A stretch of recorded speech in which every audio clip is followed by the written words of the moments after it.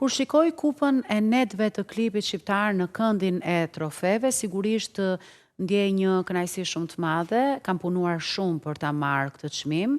Unë jam vlerësuar me çmimin e parë në klipin Për me pas një rozë, një klip i cili i kam dhënë të gjithë dashurinë e mundshme për kushtimin e mundshëm dhe është një pikë kryesore në karrierën time artistike si këngëtare.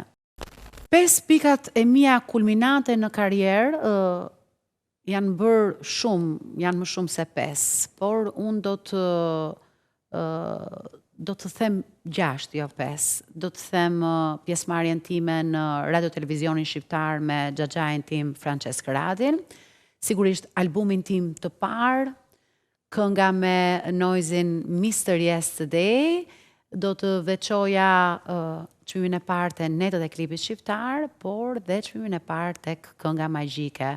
Ndërkohë, nuk do të anashkaloja dhe këngën Valsi i Tradhtist. Mos flasim pastaj për shumë këngë të tjera dhe albume që unë kam patur gjatë karrierës time artistike.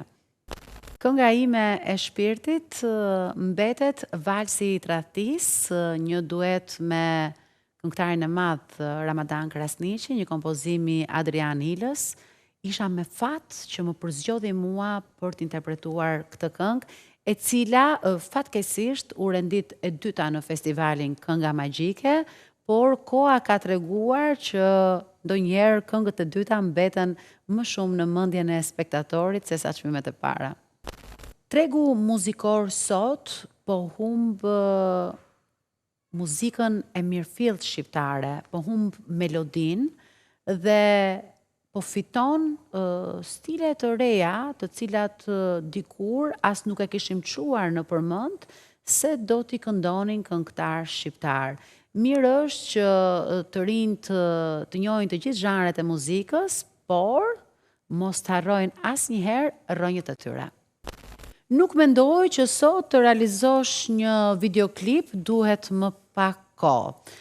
Unë kam vlerësuar gjithmonë njerëzit që ulen për të bërë një punë artistike së bashku, sigurisht regjizor, kostumograf, po pse jo edhe kompozitori, tek shkruesi, është një grup i madh pune të cilët punojnë për të sjellë në fund fare një videoklip.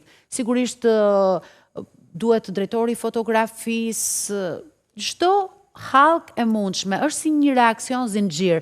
Asnjëri nuk bën patjetrin. Ndaj mendoj që të realizosh një videoklip të mirë, që t'i ketë të gjithë komponentët, duhet një punë shumë e mirë, duhet një punë jo dyditëshe, po duhet menduar, duhet folur me njëri tjetrin për të arritur në atë kulmin, në atë pikën kulminante, cila